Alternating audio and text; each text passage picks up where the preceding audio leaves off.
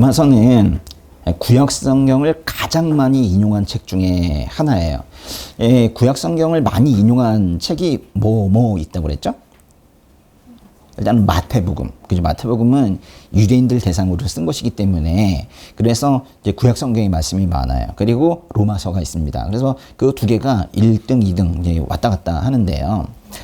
16장밖에 없는 로마서에 90번 이상이, 90회 이상이 구약 성경의 말씀이 인용이 되었어요. 그러니까 거의 뭐 매장, 그러니까 구약 성경의 말씀으로 로마서라는 편지를 썼다. 그래도 과언은 아닌 거예요.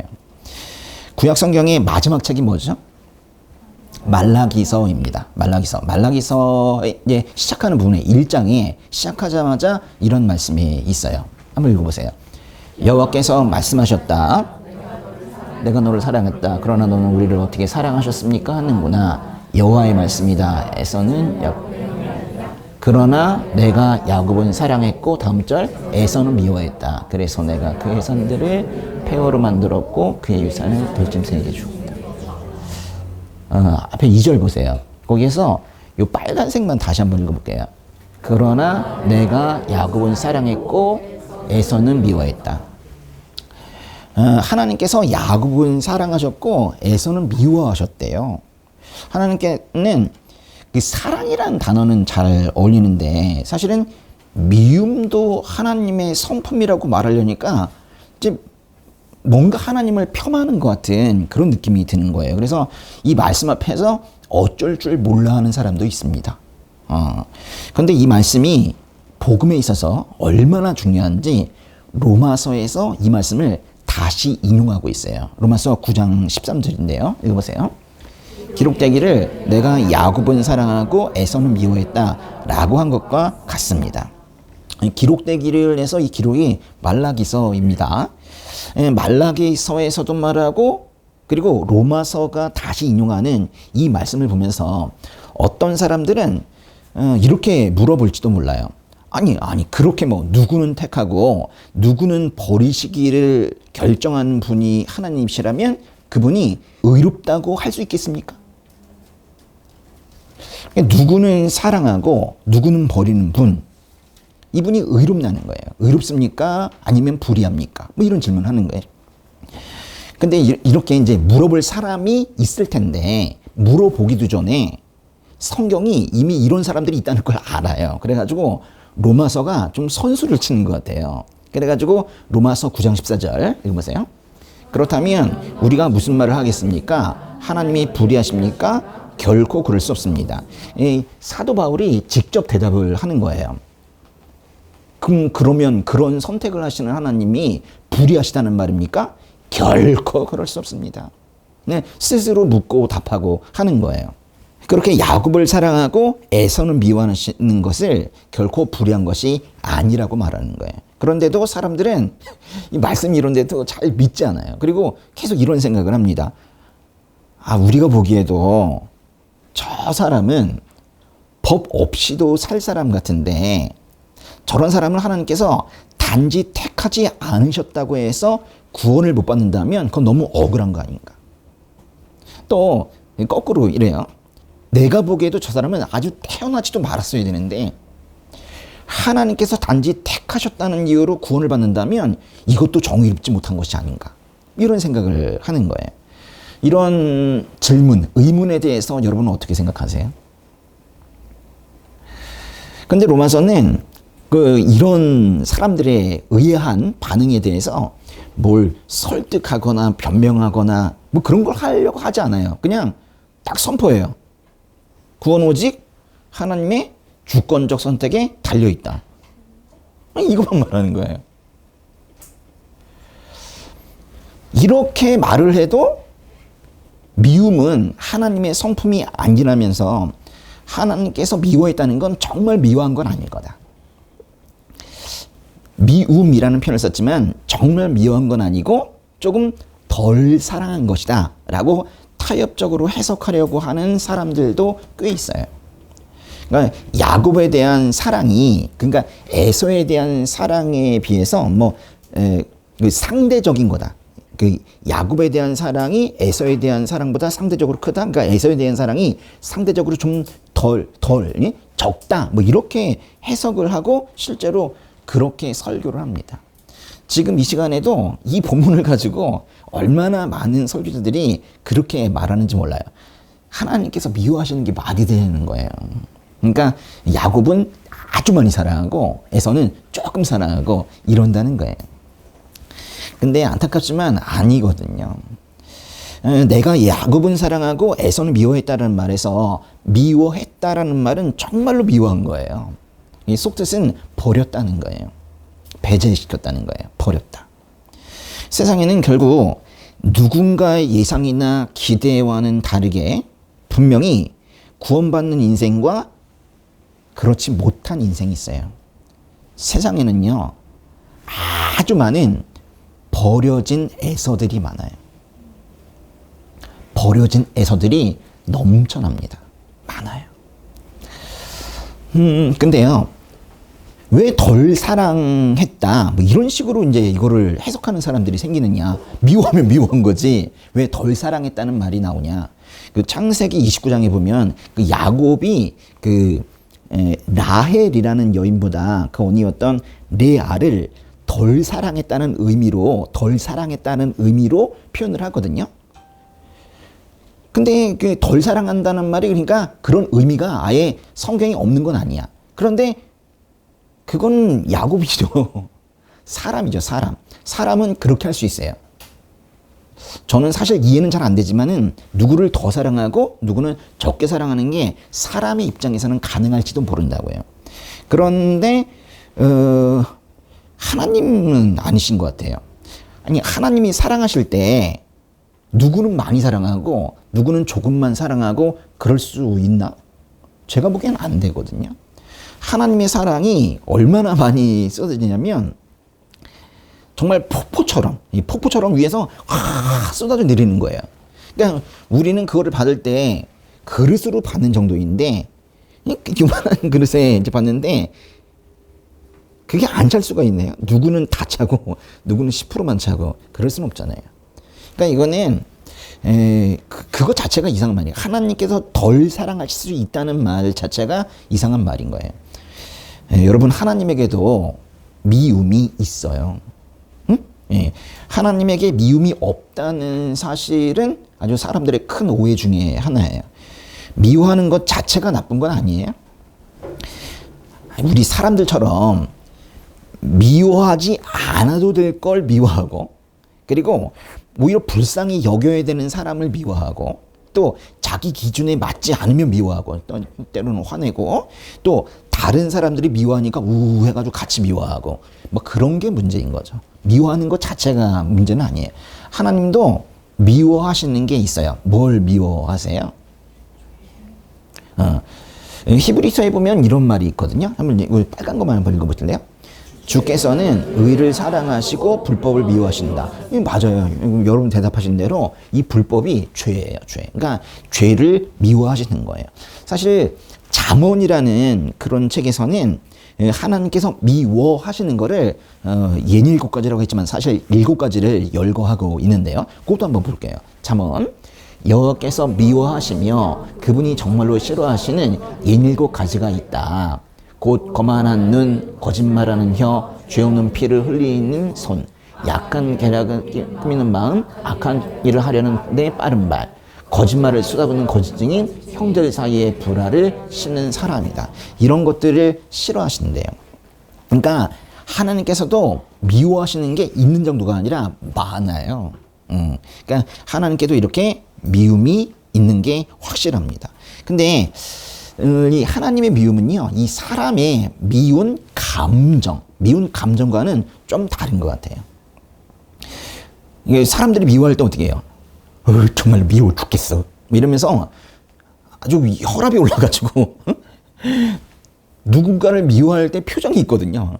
미워 죽겠어 막. 그런 감정이 하나님의 미움과는 다른 거예요. 하나님의 미움은 어떤 그 판단 같은 거예요. 그러니까 미움으로써 거룩함과 정의를 표현하는 거예요. 좀 더 구속사적인 어려운 표현을 쓰자면 하나님의 사랑은 선택이고 하나님의 미움은 배제예요. 하나님의 사랑은 선택이고 하나님의 미움은 배제예요. 버리는 거예요.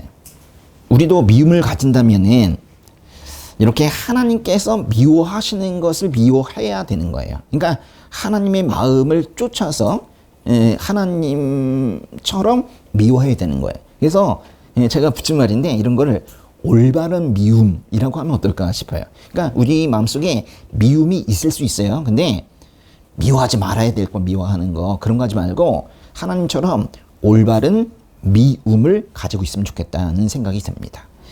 그리고 이제 스가랴서에 이런 말씀이 있어요. 한번 읽어보세요. 너희를 여기 보세요. 너희를 건드리는 나라는 주의 눈동자를 건드리는 것이다. 야, 이게 뭐냐면 하나님의 백성을 해치려고 하는 자는 하나님의 눈동자를 건드리는 것과랑 똑같다는 거예요. 그러니까 하나님은 자기 백성을, 자기 자녀를 해치거나 하는 자들을 하나님 당신에 대한 도전으로 보는 거예요. 그래서 반드시 갚으시겠대요. 보응하시겠다.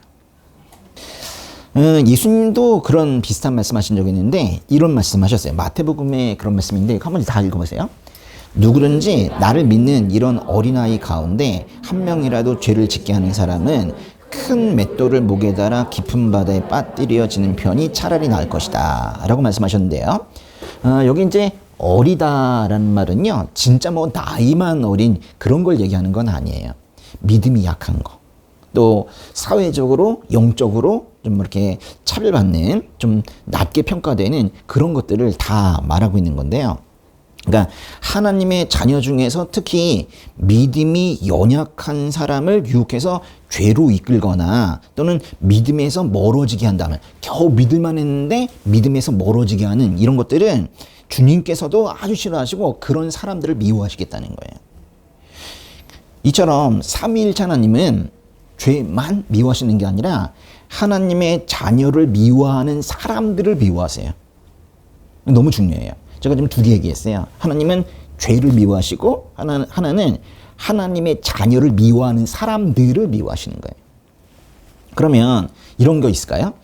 하나님은 사랑을 하지만 하나님의 자녀를 미워하는 사람. 그러니까 하나님 사랑한다면서 막 예배 중에 막 눈물을 흘리는데 교회 나온 다른 형제 자매들을 미워하는 사람 있을까요, 없을까요? 하나님을 사랑한다고 하면서 하나님의 자녀는 미워할 수 있는가? 이건 좀 생각해 봐야 돼요. 사실 진실로 말한다면 하나님을 사랑한다면 하나님의 자녀를 미워하는 건 불가능해요. 원래는 본질적으로는 하나님을 사랑하면 하나님의 자녀도 사랑할 수밖에 없어요. 근데 현실을 보자 이거예요. 현실을 보면은 아닌 것 같거든요. 그러니까 하나님을 사랑한다고 하면서도 하나님의 자녀들에게, 말하자면 믿음의 형제들에게 미운 감정을 갖고 있는 사람들이 있어요.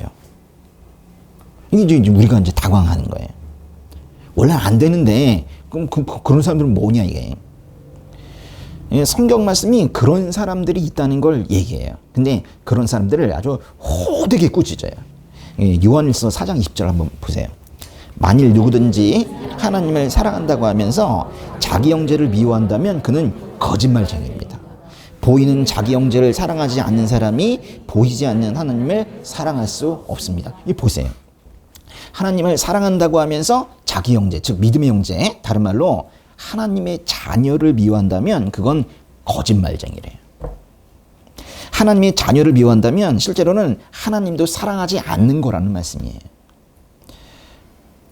이제 제가 여기까지 얘기했으면 이제 다 아멘하고 수긍해야 되는데 혹시 이런 분들이 있을지 몰라요. 그런데도 미운데요. 용서 못하겠습니다. 그런데도 있습니다. 네.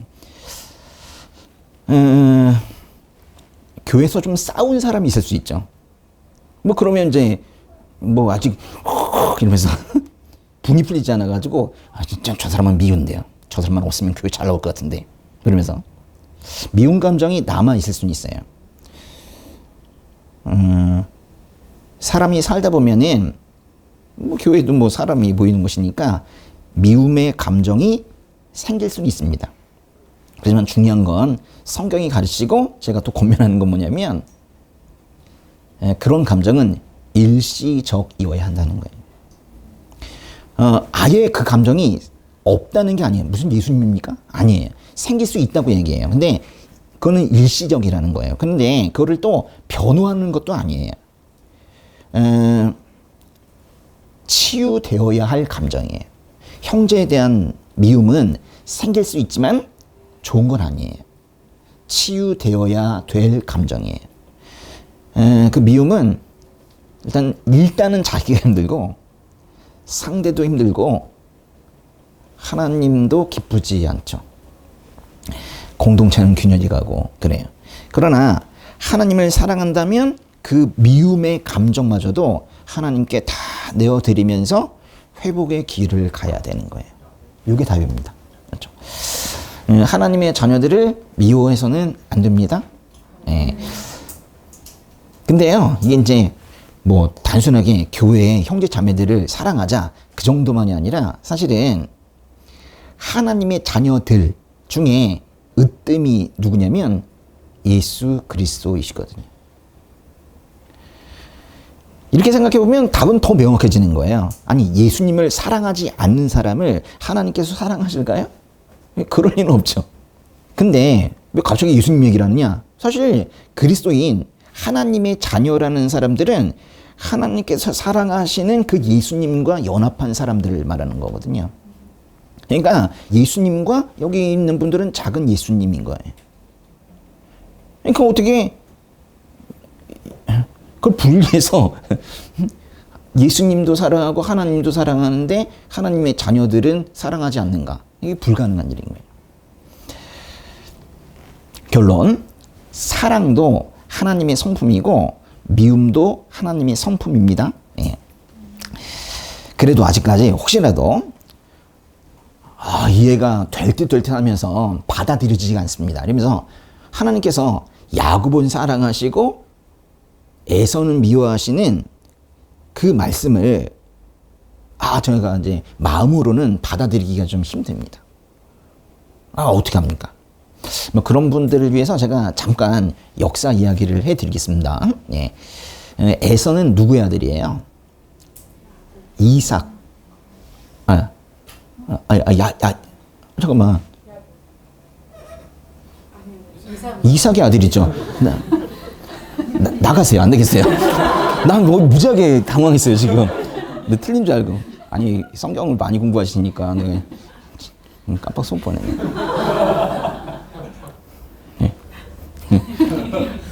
에서는 이삭의 아들이에요. 사실 이삭과 리브가 사이에서 태어난 아들이잖아요. 그때 이제 쌍둥이가 태어났는데 쌍둥이 형이 누구예요? 에서고 동생이 야곱이죠. 그렇죠? 근데 에서가 뭐 첫째이긴 한데 그 장자의 명분을 팥죽 한 그릇에 팔아버려요. 그 결과 축복도 빼앗깁니다. 겨우 육체적 배고픔 때문에 하나님의 축복을 잃어버린 에서를 성경에서는 세속적이다 그렇게 말해요. 사실은 그게 이제 히브리서에 그런 말이 나오거든요. 한번 읽어보세요. 또한 음행하는 사람이나 음식 한 그릇에 자신의 장자권을 판 에서와 같이 세속적인 사람이 없도록 살피십시오 라는 말씀이 있는데요. 여기 보세요. 에서는 세속적인 사람이래요. 배고프다고 그 하나님의 축복을 그냥 걷어찬 사람인 거예요. 창세기인데요. 36장을 시작하는 말씀 보면 이런 말이 나오거든요. 에서 곧 에돔. 이 에서가 에돔 족속의 조상이라는 거예요. 그 에돔은요, 사실은 거기 유다, 여기 이제 갈릴리가 있고 이제 여기 사해가 있는데 유다가 여기 있습니다. 이쪽이 지중해고 이 아래쪽이에요. 그러니까 사해의 아래쪽에 있는 게 바로 에돔입니다. 유대와 달라요? 유대와 에돔은 다른 거예요? 다른 길로 갔어요? 이스라엘 백성들이 사실은 이집트에 있다가 이 가나안 땅으로 갈 때 이렇게 가지 못하고 사실은 이렇게 돌아갔죠. 돌아가려면 이제 쭉 돌아가려면 에돔을 지나가야 돼요. 근데 이제 에돔한테 야 형제요. 그때 형제라고 불렀어요. 우리 좀 지나가게 해주시오. 라고 했더니 싫다고 그랬잖아요. 그때 뭐라고 그랬어요? 이랬어요. 너는 여기로 통과할 수 없다. 내가 칼을 들고 너희를 대적하러 나가지 않게 하라. 그리고 실제로는 싸우겠다고 협박한 거예요. 그런 에돔이 아주 나쁜 에돔이었는데 그 에돔이 나중에 이두메가 됐어요. 에돔이 뭐가 됐다고요? 이두메. 사실은 에돔의 그리스 로마식 이름이 이두메이긴 한데 그러니까 헬라 시대와 로마 시대에는 그 에돔을 이두메라고 부르기 시작했고 이제 이두메가 된 거예요. 예. 기원전 2세기에 기원전 2세기면은 우리 성경에는 나오지 않는 거예요. 그 신구약 중간기에 있는 얘기인데 그때 이제 유대의 독립왕조 이름이 하스몬 왕조라는 게 있었거든요. 그 하스몬 왕조가 그 남쪽에 있었던 이두메를 정복을 해요. 그리고 나서 그 사람들은 유대인도 아닌데 그 사람들을 이두메 사람들을 유대교로 개종을 하거든요. 유대교를 믿어라 뭐 그렇게 해요. 여러분 야곱의 넷째 아들이 누구예요? 그러니까 유다예요. 야곱의 넷째 아들이 유다고 그 자손들이 유다의 자손들이 유대인들이에요. 그러니까 그들 안에서 또 생겨난 종교가 유대교입니다. 그러니까 이두메는 결국 유대인도 아니고 유대교를 믿는 사람도 아닌데 하스몬 왕조 때부터 이제 유대교로 강제 개종이 되면서 이두메인 중에도 유대교의 율법을 지키는 사람들이 생겨나기 시작한 거예요. 그 이두메 족속 중에 안티파테르라는 사람이 있거든요. 뭐 세상에 약간 이게 약간 아부하는 사람이었는데 그래가지고 결국 이제 로마 제국에 빌붙어가지고 뭐 이렇게 잘 보이려고 하다가 결국 로마 제국이 그 유대 민족의 거기에 이제 유대 민족의 문제에 개입을 할 수 있도록 길을 터준 사람이 안티파테르라는 사람인데 안티파테르의 아들이 헤롯 대왕이에요. 안티파테르라는 사람의 아들이 헤롯 대왕이라고. 헤롯 대왕 뭐 그 다음으로 뭐 헤롯 안티파스, 헤롯 아그리파 뭐 이런 사람들이 이제 계속 나오죠. 그 헤롯 대왕, 헤롯 안티파스, 헤롯 빌립, 뭐 헤롯 아그리파 이런 사람들 다 합쳐가지고 우리가 헤롯 왕가 또는 헤롯 왕조 이렇게 불러요. 그러니까 이 사람들은 진짜 웃긴 사람들이 그러니까 유대인은 아니야. 근데 유대교를 믿어. 그러니까 아주 짝퉁 유대인 이 정도 되는 거예요. 그런 사람 중에 이제 헤롯 대왕이 그때 어떻게 불렸냐면 유대인의 왕이라고 불렸거든요.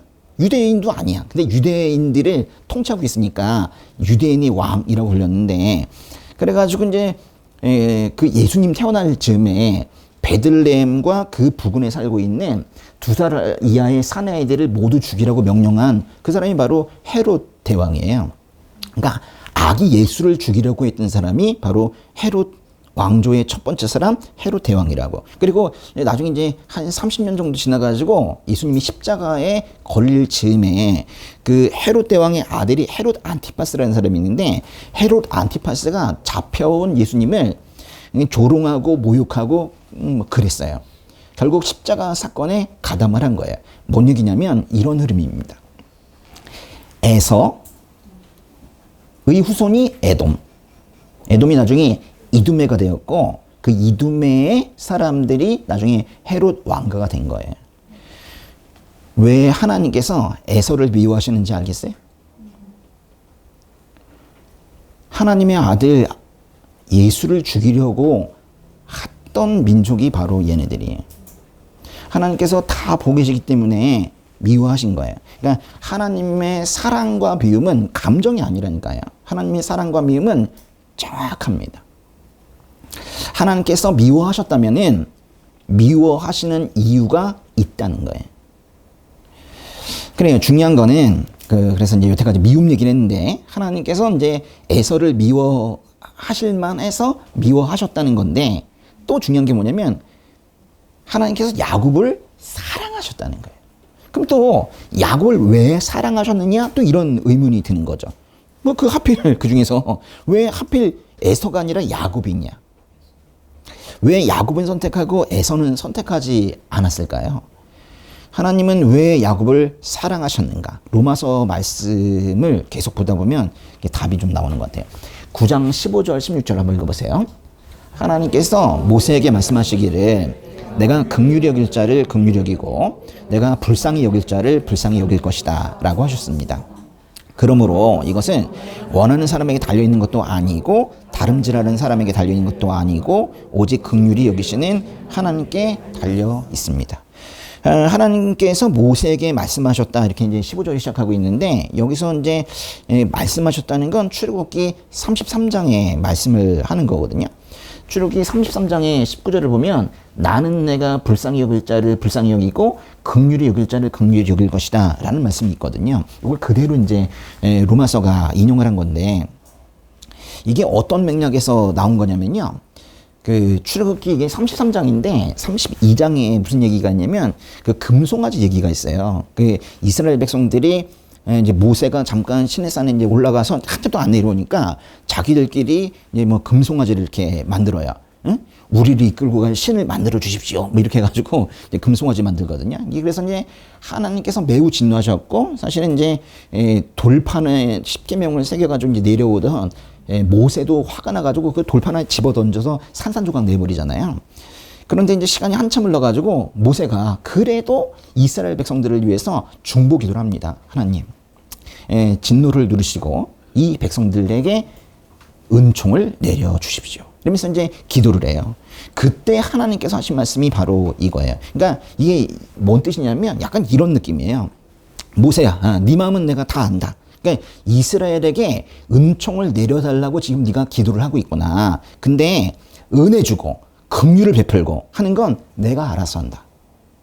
그거는 나의 영역이다. 그렇게 하나님께서 말씀하시는 그 말씀이에요. 그러니까 은혜를 주고 자비를 베풀고 불쌍히 여기는 건 사람의 공로와 전혀 상관없이 하나님께서 주권적으로 하시는 일이라는 그런 뜻이에요. 상당히 그 깊은 의미가 담겨 있습니다.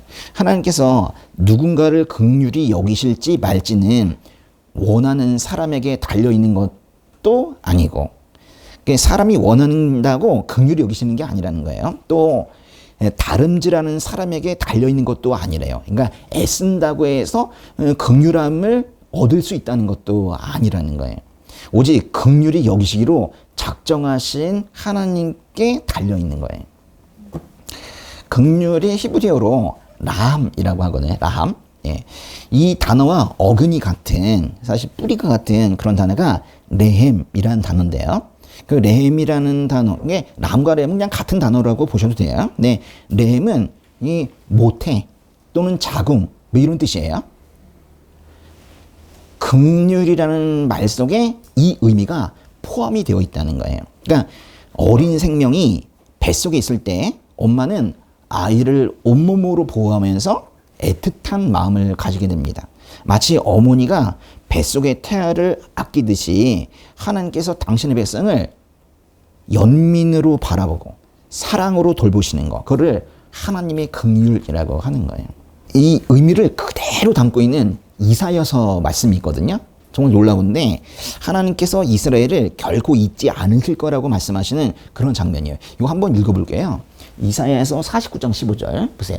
어머니가 자기의 젖먹이를 어떻게 잊겠느냐, 자기 태에서 낳은 아들을 어떻게 가엾게 여기지 않겠느냐까지. 이게 보시면 여기서 가엾게 여긴다라는 말이 바로 라함, 긍휼이거든요. 긍휼의 의미가 그런 거예요. 응? 뱃속의 태아를 보호하고 애틋하게 여기고 하는 그런 마음이죠. 그 정도 느낌이 우리 성경에 쓰이는 긍휼이라는 거예요. 사람도 긍휼한 마음을 가질 수 있어요. 다른 사람에게. 어떤 때 여러분은 다른 사람을 불쌍하게 또는 긍휼하게 여기세요? 보통 어떤 사람이 뭐 돈이 없어서 굶고 있거나 또는 가족과 사별해서 아주 깊은 슬픔에 빠져 있을 때 긍휼하죠. 또 도전을 했는데 실패했어. 그러니까 뭐 시험을 봤는데 떨어졌거나 그럴 때 또 긍휼한 마음을 가지게 됩니다. 이게 다 뭐냐면 상황이에요, 상황. 그러니까 상황이 악화되면, 상황이 안 좋은 사람을 보면 어떡하니? 그러면서 긍휼하게 여기는 거예요. 근데 그 사람이 갑자기 재정적으로 부유해지고 또 시험 준비하던 학생이 시험에 다 붙어버리고 또 그 자식들이 뭐 유명한 대학교에 가고 또 뭐 큰 회사에 취직하는 것 같이 세상의 기준에서 볼 때 잘 되어 가고 있는 것 같으면 그 사람을 긍휼하게 여길 가능성은 적습니다. 다 상황이에요. 상황을 보고 긍휼하게 여기거나 상황이 좋아지면 긍휼하게 여기지 않거나 그렇게 한다고요. 근데 하나님은 그런 것과 관계없이 우리를 긍휼하게 여기신다는 거예요. 긍휼의 의미도 조금 다르지만 왜 긍휼하게 여기시는가, 긍휼의 이유도 다른 거예요. 그러니까 상황을 보면서 우리를 긍휼하게 여기시는 게 아니라 존재 자체를 그냥 긍휼하게 여기시는 거예요.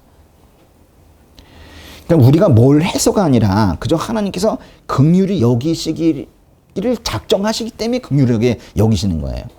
그러니까 우리 살아가는 모습을 보세요. 정말 타락한 죄인으로 태어나서 이 땅에서 늘 반목하고 우울해하고 경쟁하고 싸우고 그러다가 즐거운 일이 조금 생겨도 그렇게 감사한 마음이 또 오래 가지도 못하고 약발이 금방 떨어져서 다시 또 슬픔이 빠지고 그러다가 병에 걸려서 아파하고 또 어떤 사고가 터지면 또 깜짝 놀라고 그러고 살다가 결국엔 육신의 죽음을 경험할 수밖에 없는 이 땅에서의 우리 인생 자체를 긍휼하게 여기시는 거예요. 그래서 구원하시겠다 약속하시고 구원의 방법도 제시해 주시고 구원의 삶을 이 땅에서도 미리 살게 하시고 끊임없이 구원받을 기회도 주시고 기다리시고 인내하시고 참으시고 그러시는 거예요. 그냥 우리가 불쌍하니까. 근데 우리가 다시 한번 말씀드려요. 우리가 불쌍한 상황이 있기 때문이 아니라고요. 그냥 우리가 불쌍하니까 존재 자체가. 전 살만한데요. 이런 분들이 없다는 거예요. 응? 하나님께서 이렇게 오래 참으시면서 누군가가 하나님 품 안으로 돌아오기를 기다리시는 거는 그가 뭘 잘했기 때문이 아니라 또는 못했기 때문도 아니에요. 그러니까 하나님께서 그 사람을 긍휼하게 여기셨다. 그게 이유라는 거예요. 하나님은 야곱을 사랑하셨습니다. 근데 야곱을 사랑하시는 건 야곱이 뭘 잘해서가 아니라 야곱을 바로 긍휼하게 여기셨기 때문이에요. 야곱이 한 건 아무것도 없어요. 하나님께서 야곱을 긍휼히 여기셔서 여기시기로 작정해서 그냥 사랑하신 거예요. 사람은요 태어나자마자 정말 벼랑 끝으로 전속력으로 돌진하는 죄수 같은 거예요. 가만히 놔두면은 그냥 벼랑 끝으로 떨어져서 멸망하고 죽고 말죠. 근데 그 사이에서 하나님께서 긍휼히 여기신 누군가를 끄집어서 올리세요. 건져주세요. 그렇다면 그 구원된 사람이 하나님을 향해서 왜 저 밑에 있는 저 사람들은 왜 구하지 않으십니까? 왜 저만 구하십니까? 하나님은 불의하신 분 아니십니까? 이렇게 말할 수 있냐는 거예요. 여러분 어떤 이 중립적인 입장에 있던 그러니까 구원도 멸망도 아닌 그런 사람을 딱 골라가지고 누군가는 구원 쪽으로 누군가는 멸망 쪽으로 밀어넣는 분이 하나님이 아니세요. 원래 다 멸망하는 거라니까요. 원래는 다 죽을 목숨인데 하나님께서 그 중에 일부는 구원하시고 믿음을 고백하게 하시는 거예요. 그러니까 오늘 말씀에 16절 말씀에 있는 것처럼 뭐 내가 원했던 무엇 때문에 또 그것을 실행하기 위해서 나름 열심히 산다면서 다른 박질 쳐왔던 그런 것 때문에 주님께서 나를 긍휼하게 여기시는 게 아니고 나의 어떠함 때문에 긍휼하게 여기시는 게 아니고 오직 하나님의 본성 자체에서 나온 그 긍휼히 여기심 때문에 우리가 긍휼히 여김을 받은 거예요. 그러니까 여기 서 있는 저도 이명우 목사도 그러니까 저를 구하신 건 감사한데요. 왜 저 사람은 구하지 않으시죠? 그러면서도 하나님께서 의로우신 분이십니까? 이런 주제 넘는 소리를 하거나 또는 로마서 9장의 20절의 표현처럼 말대답을 할 처지는 아닌 거예요. 저도 그런 거를 할 처지는 아닌 거예요. 좀 계속 생각하는 게 그거죠. 왜 나 같은 것도 사용하실까? 왜 나 같은 걸 구하셨을까? 늘 의아한 마음입니다. 지금도 그래요. 의아해하면서도 그 한량없는 은혜에 너무 감사해서 제가 따로 할 게 없으니까 지금 이 설교라도 정말 정성스럽게 준비를 해야겠다. 정말 설교 준비하는 거 뭐 듣는 분들은 어떨지 몰라도 저는 정말 열심히 준비하거든요. 이게 죄송스럽지만 여러분 때문 아니고 주님 주신 시간이니까 제가 최선을 다하고 있는 건데, 근데 저는 알아요. 그렇게 하더라도 하나님의 은혜를 절대 갚을 수 없다는 건 알아요. 그렇지만은 하나님께서 주신 시간과 그 장소를 헛되이 보내고 싶지는 않은 거예요. 저 스스로는 저에게 참 많은 실망도 합니다. 그렇지만은 하나님께서 저의 이 보잘것없는 사역을 사용하셔서 미리 정하여 둔 그 귀한 영혼을 구하실 거라는 생각을 저는 하고 있어요. 제가 사실 일본 신학교에서도 그 중에 누굴지 모르지만 저는 잘 몰라요. 그렇지만은 그 일본의 땅에 복음을 전할 귀하신 목사님들이 거기 있다는 걸 알기 때문에 제가 일단 누군지 모르지만, 저는 모르지만 일단 열심히 하는 거예요. 지금 이 시간이 주님이 주신 시간이고 지금 이 장소가 주님이 주신 자리라면은 주님께서 부르시는 그날까지 내가 열심히 복음을 전하리라, 제가 그렇게 생각하고 있는 거예요.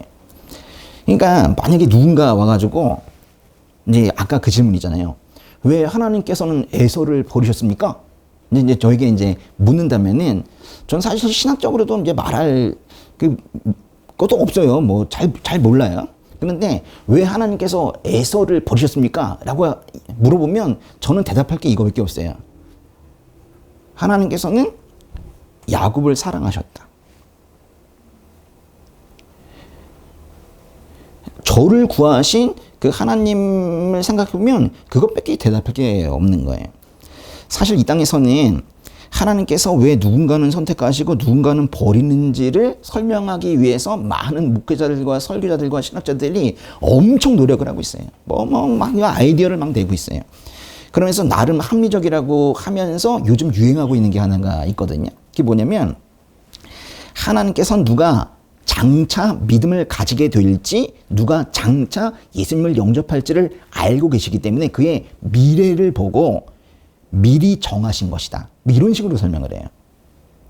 지금은 아니지만 나중에 결국 예수님을 믿을 거기 때문에 지금 정하신 것이다. 이렇게 말하거든요. 저는 이제 그런 설명들을 들으면 이제 그런 설명들이 상당히 박수를 많이 받고 실제 설교 자리에서도 많이 이루어지고 있는데, 전 그 설명을 보면서 약간 뭐랄까 약간 토학질이 나오려고 그래요. 이게 뭐냐면 미래를 본다는 건 뭐 하나님께서 보시는 건 아니잖아요. 근데 미래에 뭘 보시는 거예요 도대체? 미래에 그 사람의 믿음을 보시고, 사람의 믿음이 얼마나 좋길래, 예? 그러니까 사람의 믿음이 얼마나 좋다고 그걸 바라보시고 미리 정하신다고 할까? 전 그게 이해가 안 되는 거예요. 현재건 미래건 잘 믿고 잘 실천해서 또는 그렇게 앞으로 할 것이어서 택하신 거, 그거 아니라니까요. 그러니까 지금 우리가 구원받아 마땅할 만큼 살고 있습니까? 또 우리가 구원받아 마땅할 만큼 그만큼의 믿음을 가지고 있어요? 그게 사실 아니거든요. 근데 왜 그게 기준이 되어야 된다고 말하는 사람들이 있는지 모르겠어요. 제가 지금 무슨 말씀 드리는지 알겠습니까? 그죠? 그러니까 이런 거예요. 버려짐이 없다면 택하심 받은 여러분이 그게 얼마나 큰 은혜인지 몰라요. 겨울을 지났기 때문에 봄날이 따뜻하다는 걸 알게 되는 거예요. 어둠이 깊었기 때문에 새벽에 동 트는 거를 그렇게 밝게 느낄 수 있는 거예요. 버려지는 게 당연해요. 구원받는 건 놀라운 거예요. 영적으로 죽어 있는 게 당연한 거예요. 하나님께서 흔들어 깨우셔가지고 영적으로 다시 깨어나는 거, 그게 놀라운 거예요. 하나님은 선택하실 수도 있고 버리실 수도 있고 선택한 사람들도 하나님의 계획에 따라 또 다양하게 쓰실 수 있는 거예요. 하나님의 주권이 있습니다. 하나님은 토기장이와 같은 분이세요. 그러니까 우리는 그분이 만든 그릇과 같은 존재예요. 그러니까 그릇은 자기를 왜 이렇게 만들었냐고 토기장이한테 따질 수가 없어요. 그래서 로마서는 왜 나를 이렇게 만들었습니까? 라고 따지는 사람들을 향해서 이렇게 말해요. 로마서 9장 10절에 감히 말 대답한다고. 그리고 9장 끝부분에서는 심지어 이렇게 말하는 거예요. 9장 21절 한번 읽어보세요. 토기장이가 진흙 한 덩어리를 가지고 하나는 귀 쓸 그릇을 다른 하나는 막 쓸 그릇을 만들 권리가 없겠습니까? 그릇을 만들 수도 있고 버릴 수도 있는데 만든다 하더라도 그것도 귀 쓸 그릇과 그렇지 않은 그릇을 주권적으로 만들 수도 있다는 거예요. 여러분은 귀 쓸 그릇이에요? 막 쓸 그릇이에요? 저는 뭐 귀 쓰셔도 좋고 막 쓰셔도 좋은 것 같아요. 저를 쓰시는 게 좋은 것 같아요. 저는 하나님께서 여러분을 어떤 그릇으로 빚으셨든 그는 하나님의 선택이고 작정이고 절대적 주권인 거예요. 중요한 거는 여러분이 어떤 그릇으로 빚어졌든 간에 그거는 하나님의 계획이 성취된 것이라는 사실이에요. 그리고 여러분 인생에 손을 대서 이렇게 빚어가고 계시는 이유는 여러분을 긍휼하게 여기시기 때문이라는 것도 꼭 아셔야 됩니다. 뭘 잘해서가 아닌 거예요. 여러분 그 잃은 아들의 비유, 보통 이제 탕자의 비유라는 거 있죠. 누가복음에 나오는데 그거 아시죠? 거기 보시면은 모든 재산을 탕진하고 돼지가 먹는 쥐엄나무 열매도 먹을 상황이 안 돼가지고 아버지께로 이제 돌아가는 그 작은 아들 이야기가 나오잖아요. 근데 이제 그 이야기 끝부분에 이래요. 아들이 아직 멀리 있는데 그 아버지가 아들을 어떻게 여겨? 불쌍히 여겨서 아들에게 달려가 그의 목을 안고 입을 맞췄대요. 이게 상당히 중요한 말이거든요. 이게 탕자에 비유해서 참 중요한 말이 바로 이 불쌍히 여겼다는 거예요. 그러니까 아버지는 그 작은 아들을 불쌍히 여기시고 이미 용서하시고 달려나가서 맞아주신 거예요. 그러니까 불쌍히 여겨서 용서하신 거예요. 결국 아버지가 뭐라고 하시냐면 이 아들을 잃었다가 이제 찾았다 그래요. 여러분 긍휼함이에요. 처음부터 끝까지 다 긍휼함이에요. 우리를 불쌍히 여기셔서 용서하시고 그래서 또 구원도 하신 거예요. 용서도 구원도 다 긍휼함에 기반한 거예요. 그러고 보면은 정말 불쌍하고 불쌍해서 우리를 구하신 거면은 정말 긍휼함, 불쌍함에 응축된 장소는 십자가인 것 같아요. 죄를 불쌍히 여기셔서 죄 용서를 하기로, 죄를 용서하기로 작정하셨고 결국 하나님께서 예수 그리스도를 내어주신 곳이 십자가거든요. 그러니까 십자가는 그야말로 하나님의 우리에 대한 긍휼함이 집중된 곳, 긍휼함의 절정, 그런 곳 같아요. 우리가 가슴 아프도록 불쌍해서 아들을 내어주시기까지 하신 그 하나님의 마음을 조금이라도 알았으면 좋겠어요. 긍휼은, 특별히 하나님의 긍휼은 은혜입니다. 긍휼의 하나님을 매일같이 만나고 또 경험을 하고 또 교제가 계속 깊어지면서 복된 인생 사시는 우리 형제자매님들 되시기를 주님의 이름으로 축복합니다. 네, 기도하겠습니다. 아버지 하나님 감사합니다. 우리를 불쌍하게 여겨 주시옵소서. 단 한 사람도 주님 앞에서 내놓을 공로나 이렇다 할 열매가 없지만 그 송구스러운 마음으로 그래도 주님께 간구합니다. 저희를 더욱더 불쌍히 여기시고 저희 인생을 주님의 뜻대로 인도하여 주시옵소서. 우리가 정한 그 계획과 그 발걸음이 옳지 못할 때가 많고 또 사회의 이목에 따라 움직일 때가 많고 남의 눈치 보며 또 움직일 때도 많습니다. 그렇게 시간 낭비하지 아니하도록 주님께서 우리 온리즈교회의 모든 형제자매들, 특별히 오늘 예배 함께 드리고 있는 이 형제자매들의 인생을 들어 쓰셔서 이들이 더 이상 주님 주신 시간을 낭비하지 아니하도록 바른 길 갈 수 있도록 이들을 인도하여 주시옵소서. 모든 일을 할 때마다 또 모든 공부할 때마다 주님께서 특별히 이들 인생에 적극적으로 개입하셔서